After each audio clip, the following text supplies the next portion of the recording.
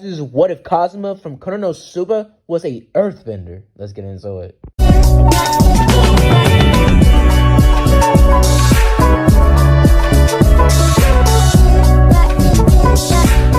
Let's start off with, well, the OGB original, entrance, We could start off with Kazuma basically being reincarnated after he would have died in a very, and I mean very lackluster way. Basically, what happened is the same continuity from the beginning would have happened. Him getting reincarnated in this new world, and basically him almost being killed, I guess, by a truck he thought was a truck, as he would have pushed the car out the way.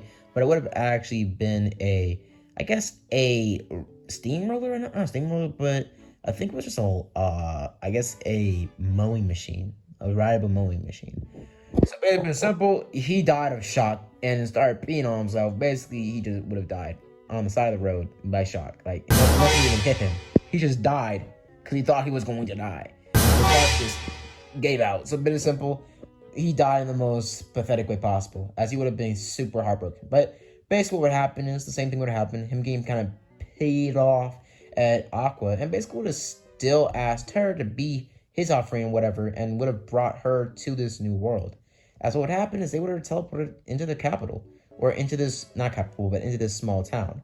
As basically his mission, as we would have been told, that he's here, and he will be able to send Aqua back to whatever if he beats the Demon King. So to put it simple, Konosuba, or Kazuma, is really pumped. And basically he's ready to get into it, as he's starting to cheese as soon as he sees this new world. As he basically asks Aqua where's the next, Adventures Guild, as she goes on about how, well, I don't really know every small detail about every world. I can't know where exactly a Adventures Guild is. As, well, Kazuma goes on about how she's basically useless, but he walks away as she follows. As they're looking around and they eventually come across an Adventurers Guild. Same thing would have happened, but something different would have happened. What would happen is, well, Kazuma, after the events of him, basically, and her, basically, jibbing, I guess, hustling their way into some money to pay the admission fee for becoming adventurers, and Subaru getting his car, saying that he has a lot of luck and a lot of intelligence, but everything else on his stats are really average.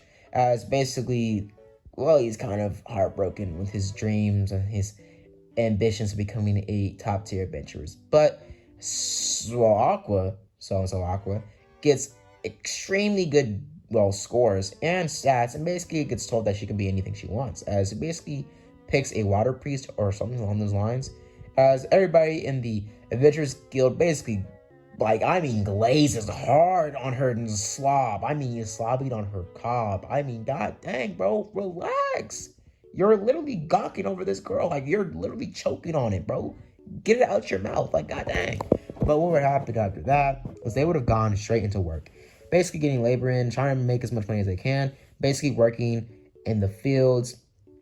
And would have been able to, work on laboring. And also some type of construction. Basically working on more labor type jobs. And also Aqua working a diner type gig. And also basically giving out drinks to the workers near the construction site for her job. Basically the usual will happen in the first, pretty much scene in the first episode. But half of the episode would have been changed a little bit. Now during this time, Subaru would have actually put a lot of his time into trying to figure out how to use magic. As he would have tried to learn a little bit more of this, but his stats being kind of low and him not really being able to get his credits or his points up. But he would have came across a antique shop, and this antique shop was closing down, and basically one of the people there would have been giving out free scrolls, or just scrolls that held some sort of magic no one could know or no one could learn for the last 20 years. As Subaru would have said free scrolls, as he would have asked, what was this about? As he says, we're closing down and we're getting rid of these. No one can use them, but no one's been able to use these magic scrolls for 20 years plus. So we're just giving them out. We're just leaving them here when we clear out. As Subaru says, well, can I have them? As Subaru is drawn to these for some reason. Something within him is making him want these. As basically he says, yeah, sure, you're a kid. As he's giving these 4 green scrolls within these other scrolls that are red, some sort of, one of them are yellow type brown or orange, and one of them are white, like white, lightish blue with gold lining. And all of them have different logos, like water, some sort of rock one that he picked up that he liked green, so he just picked this one. But also one that had a fire logo and some sort of three scrolls on it. Three like scrolls or like guess loops in them. As he would have just been kind of confused by this, but him just grabbing the ones that he liked the color of, something I could probably sell these for a few money. As he just grabs the whole trade, actually, whatever. So he walks off. As we see that he goes back to the staple, and Aqua's still working wherever. As he looks at the scroll and opens it, saying that it's in Japanese, as he's confused, saying this is his language. No one here knows Japanese or can even fathom the language. As he starts looking closely at it, as basically he starts looking closely and closely to it, saying that this is kind of awesome. As eventually he comes across a signature, Boomy, as he's confused. As he scrolls up or pretty much clunches up or like rolls back the scroll or the scrolls. Jeez, I can't talk. The scroll, as he puts it in his back pocket and looks around. As there's an address on the back of it. As basically he walks over and he finds himself at a old type of mansion deep within the forest side. Way, way away from any type of danger beast, or not danger beast, but animals or magic creatures or anything along those lines. As he walks past them and sees woodland creatures like squirrels and old stuff, like normal stuff like that, and birds and stuff that won't be able to harm him, but he comes across this old random type cabin slash mansion minor type thing in the middle of the forest. As basically he walks at the front door and knocks on it. As the old man opens it, saying, "Who is he?" As he kind of looks like a little kid, not a little kid, but he kind of looks really, I don't know, like beyond his years, like he looks busted. But he basically asked him, "Yo, did you make these?" As the person basically says, "Yeah, what about it?" As he says that this is in Japanese. Are you, as he goes on and grabs, Kazuma, and throws him in the house, closing the door behind him and saying, "You know Japanese? So you have to be from my world. You have to be from you gotta be from one of the nations, right?" As he goes on saying, "What are you talking about? Nations? I'm from Japan." As he basically goes on about how, "I know it was Japanese, so I came here to try to figure out what was the what was the situation." As he asks him, "Have you been reincarnated here?" As, Boomy. Oh, yeah, this is Boomy. Yeah, guys, this is King Boomy from Avatar. And he goes on about saying that he was reincarnated here a long time ago. When he passed on, his years were behind him. He came to a goddess, and she gave him a second chance, transporting him into this world with a younger type of body when he first became king in his 20s, 30s. And he basically grew older in here in the next 20 years.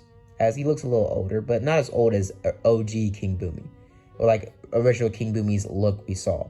But he goes on about how he basically was a really good earthbender. Earthbending is a type of form of bending the elements. It's nothing near magic here, and for his sake of the world, benders can't learn magic in this world. They can't learn at least very powerful magic it is. As well, Cosm's kind of confused, saying, "So bending was some sort of form of, I guess, superpowers in your world." As he would have gone on to say, "Superpowers? I guess so." As he would have gone on about how bending was a form of culture, made somebody who they were. It made somebody a warrior, a king, a god of some sorts, if you were good enough at it. As he would have gone on about how it was multiple different bendings. It was 4 nations and 4 different bendings: water bending, fire bending, air bending, and earth bending. Earth bending was the most versatile, though, as he would have gone on about how it was multiple different sub bendings that he's heard rumors of before he died, and he's been using his time here to train them. As well, for Boomy, when he died, he did learn about how, or did hear some word of how Toph learned how to middle bend. So he would have learned a little bit on how he could middle bend, as he would have trained a little bit of this, knowing that he could middle bend enough for him to be decent at it, but not good enough to be at Toph's level, or even Toph's children's level. So he would have been good enough to use it like how Bolin uses his Bolin uses his rock type of plaques, doing pretty much pro bending. So basically being able to only move and shift middle around and maybe make middle walls or malleate it into like spikes or type of trees or like cuts or swords or anything like that. But he couldn't be able to do the ridiculous stuff Toph can do, like how Toph can literally sense the middle in somebody's bloodstream or body and basically take it out. So yeah, he can't do anything like that. But what happened as well, Kazuma, he would be ecstatic. I mean, bro was tweaking. He wanted to learn to bend immediately. As basically Bumi would say, I have to figure out if you can bend at all. As he just says that you're just from a different world. But as he throws a literal rock, I mean the size of Kazuma himself, out of nowhere, throwing it through the mansion directly at Kazuma's adrenaline rushes in as fast as possible, trying to stop himself from getting fucking killed. And he basically breaks the rock up using bending, as he just flails his hands forward as fast as he can, as I guess just anatomy. I mean, just straight up, I guess muscle memory just pops in, as we get a little bit of a flashback of a version of Kazuma from the Avatar world. Pure simple, Kazuma's been reincarnated before. Kazuma was a Earthbender warrior back in the time before Aang was even thought of, when one of the very first avatars was a thing. As basically, I think the 4th, the 5th, or maybe the 10th avatar. At the time of the 10th avatar, Kazuma was a earthbending warrior, but he died at a very young age, around 15, and he was reincarnated into a new baby body into this new world of Japan, and then he was reincarnated again into this world. Put simple, muscle memory of him being sent to another world, being reincarnated a third time, or not return, a second time, would have pushed him to basically unlock some of this hidden, dormant type of, I guess, muscle memory. As he said, I didn't even know I could do that. I didn't even know, how did I even do that? As basically, well, Bumi says, maybe in a past life you were from my world. Maybe you were Earthbender. As Kazuma said, yeah, whatever, guy. But basically, they would have gone straight to work. As Bumi wanted to train an Earthbender for the longest time since he got here. He never trained anybody from his world, not too many or too much of them, but he wanted to train somebody. He's came across other Earthbenders in this world that were reincarnated here, and there's only a few select of people in this world that was reincarnated from his world to here, and it's only a slight select of them. He did find one of his old friends that was reincarnated here, but we're not going to talk much about him, as we will see that, or for now, you'll figure out who else in the Avatar franchise is reincarnated into Konosuba, but just wait for part 2. You'll hit that. You'll see that, okay? You'll see that, okay? But what would happen is but Kazuma would have gotten to work. Now, Kazuma was given basically a scroll saying to practice and look on those skills, as tomorrow, come back here and I'll teach you the basics. As Kazuma's, kind of happy, as he walks out with a cheerful smile on his face saying, boom, I can learn some sort of magic or some sort of skill that could give him the edge on trying to take down the, I guess, Demon King, or even the edge on becoming a top tier class adventurer. As he gets ready, as Kazuma goes back to work and basically starts to grind.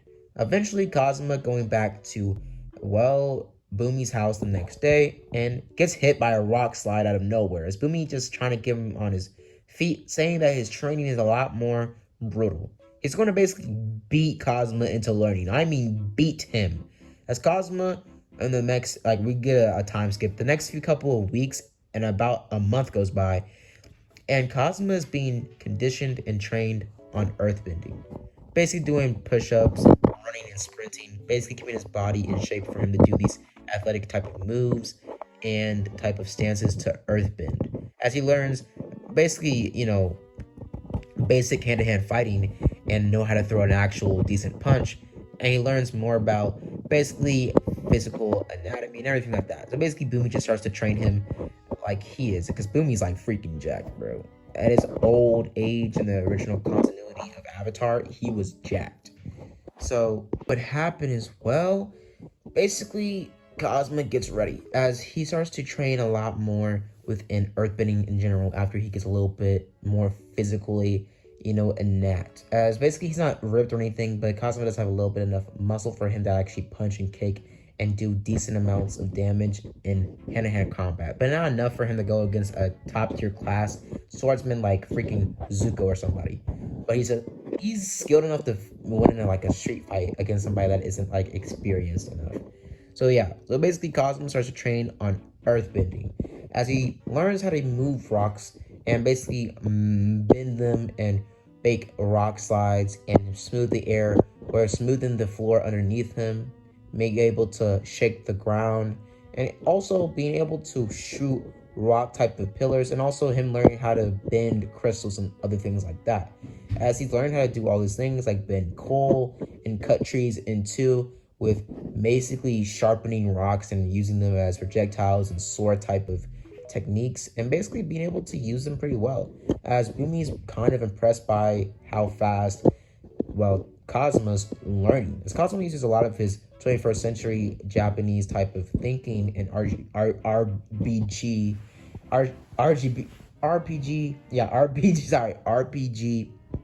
thinking to basically perfect earthbending and use it in a more creativity type way, a creative way.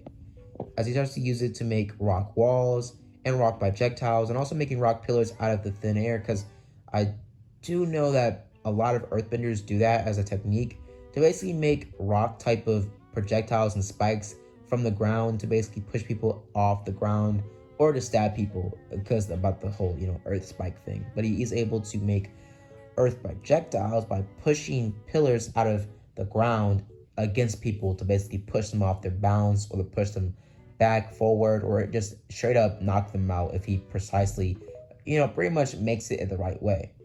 As basically what happened as well, Kazuma would have gotten pretty good at this. Now, he wouldn't be super good. He wouldn't be nowhere near Toph's level, but he would be similar, almost there, to Bolin's level, but not being able to do as much damage as Bolin at the end of Korra. So what would happen is, well, Cosmo, Jesus Christ, I'm sorry. One of my friends called Cosmo Subaru, and it's just been stuck with me for like ages. But yeah, what happened is Cosmo would have used a lot of his time to train more upon, well, bending and still hold, as eventually he would have tried to get interested in the sub-bending of earthbending. Him trying to figure out how to middle bend, as he would have been doing this on his free time, trying to figure out how to middle bend, and basically being able to bend a spoon and also liquefy a spoon, but nothing bigger than that. As we've been able to basically move needles like basically Magneto can to redirect bullets and stuff, as he would have been able to basically move and shift type of projectiles like spikes and small type of needles to his advantage. And him also being able to ejectile and bend small daggers and knives, but nothing bigger than a sword or a shield or even a whole suit of armor he couldn't really bend properly. It would be kind of mismatched. Parts in the middle would be affected, parts in the middle wouldn't be affected, parts in the middle will be liquefied and just fall out to the ground like water and other things like that. So yeah, so you have to train a lot more on basically controlling the molecules a lot more precisely, basically controlling the parts of, well, pretty much Earth that is in middle a lot more precisely. But Cosmo would have used a little bit of his, well, school type of, training to think about more of the scientific part of, well, middle bending. Because middle is a part of Earth. It's from the Earth, as Cosmo puts more thought into everything. But eventually Cosmo has an idea to try to find some, well, obsidian. As he goes on a mission to try to find obsidian, as it is a really, really hard type of rock type of construct, as he has to break it in a specific type of way to make those really fine, pretty much cuts and slashes and stuff, as it is a very unique way to bend, as obsidian is actually probably the best form of bending with earthbending. Basically, obsidian is the best element to earthbend with, as very fine type of earth, but it is really effective. If you hit somebody with a whole block of obsidian, they're going to basically almost get killed or hurt like hell. So, well, Cosmo tries to find obsidian, but he gets interrupted by finding a job request, and he basically gets excited for his first time on trying to figure out if he can use his earthbending against something that isn't King Boomy, as basically he gets ready to actually use it in a real world setting. As we get hit with the next day of episode 2, of basically Kazuma and Aqua having their still same type of conversation, but Kazuma going on about how he's pretty pumped to go on this mission and basically hunt these monsters or whatever, or these slime monsters or whatever they're called, as he goes on his mission with, well, Aqua. When he got there, it wouldn't be slime monsters, it would be frog type of, just giant frogs. As Cosmo would have gotten pumped for this, as he would have started to basically make rock pillars towards these creatures, as he would have started to hit them back to back, knocking them out cold, and just starting to basically take him out pretty easily, as it would have been kind of light work for the first half. But eventually, Cosmo didn't, pit into fruition that earthbending is kind of, destructive, as it would have basically destroyed the whole field. As it would be kind of harder for him to make these rock pillars out of nowhere since the earth was a lot deeper underneath them, as it was basically a grassy field and dirt. So basically, majority of what Cosmo was bending was just finite earth within the dirt and just dirt itself, and basically him trying to bend majority of this type of stuff. Eventually him being overwhelmed by a lot more frogs showing up, so he would try to bend a lot more. But basically Aqua would have been in the background, just being kind of useless, and Cosmo asking her to use some sort of magic to help him out. And she would have said that, I can't, all my magic isn't strong enough for this. As she would have tried to do a spell, but it doing practically nothing. As Cosmo's just disappointed beyond immeasurable feats. As he just shoots a huge projectile of rock towards one of the rock, or towards one of the slime, or like slimy beast of these frog monsters, and impels it with a earth spike. As it basically dies, as he starts to spam this attack on multiple other of the frogs. A bit of backlash about how these frog things are actually really kind of a delicacy around here, as the meat here, their meat that's made out of them after they get killed off, is kind of rough, but it's a delicacy in this parts of the land. And also how during their mating season, a lot of kids and wildlife and crops go missing. So let's just say they kind of eat anything that they can fit in their mouth. So yeah, Cosmos starts to cut these things up like light work, like literal, just cutting these guys up like a deli. It's shown that, well, Aqua gets swallowed by one of the frog things behind Cosmo's back. As Cosmo runs over there and basically impels it like very closely to Cosmo's head, very closely to Aqua's head, but basically pulls her out. As Aqua is still in that whole rant about how you have to worship me, blah, blah, after she would have done the whole spell thing. But it basically doing nothing, as she, after that, would be eaten by the frog still. But basically what happened as well, Cosmo would have told her that was kind of stupid, and also you should try to use your magic a lot more better next time. As Cosmo just walks off and basically doesn't really care much about Aqua, because he's more focused on bending and learning more about it. But he kind of cuts out of his whole personality of basically kind of adapting the whole Earthbender type of, I don't care, I'm more Stan Granish, I'm like a fighter, brawler type personality, but he goes back to who he is. And goes on to say, if you're okay, blah, blah, blah. And basically tells her that it's a good thing that it stood still when it was eating you. But yet again, if it did walk away, I could still take it down. As she would just go off saying, you're so cocky, as he would have gone on about how he doesn't care. But basically, she would have started to cry at him, saying that, oh, I'm so dirty. She would have started to rub up on him, bro. As he says, get off of me, man. What are you doing? Basically, after that, they would get switched to the bathhouse. Now, Cosmo and Aqua would have gone back out there, as she would have tried to use her magic again, failing miserably, but they would have gone back up there, racking up a lot more money and points than original, as it would have been having enough money to rack up a lot of cash and get a lot of food and drinks and other things like that, as they would have been talking and blah, blah, blah, as eventually some of them would have gotten a pretty much kind of the thought that maybe they should get another person on their crew. Maybe they should make a crew. As Cosmo knows that earthbending is a very good type of bending, and it could get him really far, but he does need somebody to back him up. Earthbending is a really good type of technique, but he needs more time to perfect it enough for him to be able to go up against the, well, Demon King. The only thing he can really do that's really good is maybe make a rock type of, I guess, box around somebody, or make spike pillars out of nowhere. But that's the main thing he can do that can really take down somebody. Other than that, he can throw rocks at somebody, knock them out, but he's going to need a form of rock or something that's really hard, that's earth, to hit somebody with. But basically what happened is after that, Kazuma would have looked over as he would have seen this weird girl in all red, basically talking about explosion magic and about how she's Dark Midnight or some bull crap like that. As Kazuma was saying, "What the heck did you just say?" As she starts going on and on about how she's here to join his party and how she's a great mage and blah blah blah. As Kazuma's kind of not buying it, but he goes along with it anyways. He basically looks at her criteria and basically asks her to try to train it out. As they go back to the pretty much frog field or whatever, as they get ready. As Kazuma doesn't have his blade on him in this continuity, he doesn't actually have anything on him. He just has his tracksuit on him with his tracksuit sleeves folded up. Now what would happen as well, Kazuma would be told by basically this Midnight Girl, whatever her name is, basically to stand back. And she would have started to cast a spell, and she would have made a huge, explosion. As what would happen as well, it would have destroyed the frog. Basically, Kazuma being completely shocked by this, saying, "This is awesome." But him looking over, saying this girl is literally passed out. He says, "This is some bull." As after nowhere, a frog would have came up behind Kazuma and would have eaten him up.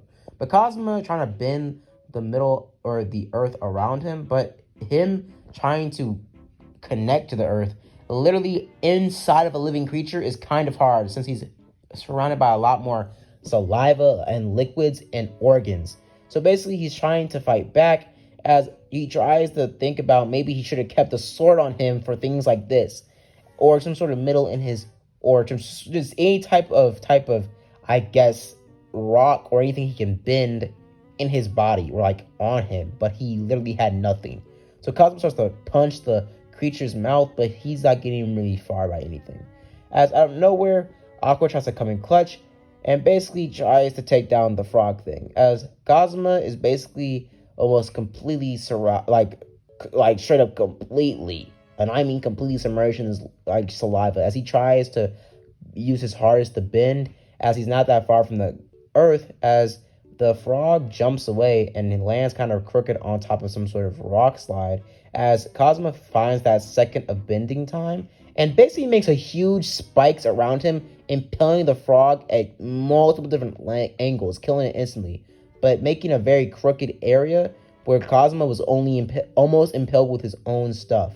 Kazuma would have used himself to basically make a rock type of blade out of the pillars he could find that went through the frog, cutting the frog open and crawling out, as he would have been covered in blood and saliva. And if you looked over, he would be a few miles away from the grassy field where Aqua and the explosion girl were at. As he would have walked back over there, finding them basically walking away, as the frogs would have been chasing them. As he would have made a huge rock slide, basically pushing the frogs down. As Kazuma would be kind of tuckered out after that, his nose starting to bleed. As Kazuma started to run over, trying to find a place where the frogs were at. Eventually him finding himself back at the town, being covered in his blood and saliva, as everybody would have been looking at him saying, "If you're okay, blah, blah, blah." As Kazuma would have gone to the bathhouse and would have cleaned off.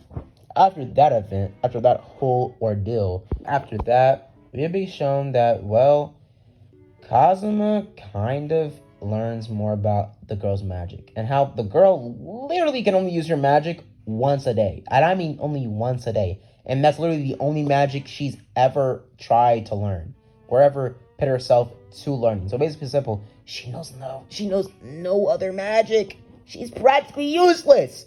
She's a one-shot pony horse. She's a one-trick pony. As basically Kazuma's kind of just why does he keep on getting useless people on his team where he's literally the only person that can actually defend and carry the team? But Kazuma just scoffs it off, saying he needs more time to learn how to bend at full strength. So basically it's simple, Kazuma keeps these guys around. Kazuma even learns more about how this girl straight up is just tweaking over this spell, saying that every other spell in the explosion family is trash and dookie water, and she only takes the time to learn this one. She's the only one I want to learn. She goes on to say maybe Quest would be easier for me if I learned other magics, but detonation magic is my favorite type of magic, my favorite spell, and I would never soil my spell casting name with other spells. They're pathetic. As she would have gone on and on about how explosion magic is the best, explosion spell is the best, blah blah blah blah. I mean glazing the spell. as Cosmo was just going to try to zone her out, saying that she's basically tweaking out. She's tweaking out because she would have gone on a rant. All that stuff, saying that it's the only spell I want to use, and saying that she's basically useless once she uses it. Aqua still goes on to meat ride her, saying that that's wonderful. That's wonderful. That's amazing, bruh. Kazuma is tweaking out. He hears this from Aqua's mouth and says, I'm surrounded by pathetic buffoons. Kazuma would have said, well, just stick in there, guy. You'll get it. You'll get it one day. You'll find a group. And basically him saying that once we get to the guild, we'll split the reward and we'll go on our merry way. Maybe we'll see you somewhere else. She says, oh no, I don't need the reward. As long as I can use my spell, I don't need a reward. Just give me a permanent spot on your party. And besides giving me basic necessities like food and shelter and clothing, food, shelter, and basic necessities, you could have the power of an archmage on your team. As Cosmo says, nah, we couldn't. Your talents would be wasted on a small couple of adventures like me. And Aqua, as she would have gone on about how it doesn't matter if you're really just small-time adventurers, you'll do blah, blah, blah. It's basically going back to back to back. As she knows, with her type of, parfait, with her only knowing one spell and only being able to use it once a day, she's basically dog water. She's cooked. No other guild or no other adventurers party would take her, bro. As basically Cosmo says, well, we can't take her. And I mean, he's going back and back to this girl, trying to push her off of his back, saying, can you get off? No. On and about how her talents, and he just bullish it out. Her talents are basically pathetic and useless, bro. Get off of me now, man. It goes on about how basically if you use explosion in a dungeon, we're all gonna die. You can't even use explosion in a wide open, you can only use it in a wide open space with a bunch of enemies and you have a clear shot. That's literally it. Besides explosion, you can't do anything. Close range, in a dungeon, small areas, in a house, in a room. You can't use nothing else. You're cooked either way. You're gonna kill us all if you use explosion in a dungeon or a cave or a forest. You're gonna kill a lot of wildlife, bro. As he goes on about how her stacks and everything like that is basically useless within they're trying to do. Maybe it will help in the final fight against the Demon King if she gets a clear shot, but I highly doubt with how long the spell takes, she's going to be able to get a clear shot on the Demon King. Without Cosmo trying to waste his whole life trying to stop the Demon King in a one-on-one fight. While Cosmo's doing this, a group of girls are basically, judging this guy hard, saying that he's just going to abandon that little girl by using her like that, basically saying that they're all sticky and stuff, saying what type of perverted game was the sicko using or doing on them. As Cosmo goes on about how, wait, it's not like that. As basically, Midnight would have had the idea, not Midnight, but basically, this girl, this mage, this Megamine would have had the idea of going along with these girls, saying that you're just gonna use me, you're just gonna abandon me, blah blah blah. Cosmo's starting to tweak out, bro, because he doesn't want to get labeled, bro. He already got in this new world. He doesn't want to get labeled, so he makes the decision to just shut her up and put them on their guild, on their party. He makes the decision to throw them in their party as he introduces her into their party, and Cosmo is just like, this girl just. I don't want her on my party, man. As Cosmo would have been interrupted by some sort of other girl, a blonde-haired girl. And she would have said her name was Midnight or something. Or some blah, blah, blah. As she would have gone on about how she heard tell about him and saying that, well, I'd like to join your party. As we're going to end it off here, guys. So I hope you guys enjoyed the video. You guys like and subscribe. And as always, guys, have a blessed day. Part 2 will be a little bit better with narration. And a lot more, a lot more attitude. And a lot more editing will actually be thrown. Every video, I'm gonna try to become better in every single video I post. That's my goal. That's my mindset now. Every video you're gonna see from me is gonna be better than the last one. That's my type of perfect. So I hope you guys enjoyed the video. Like and subscribe. As always, guys, have a blessed day.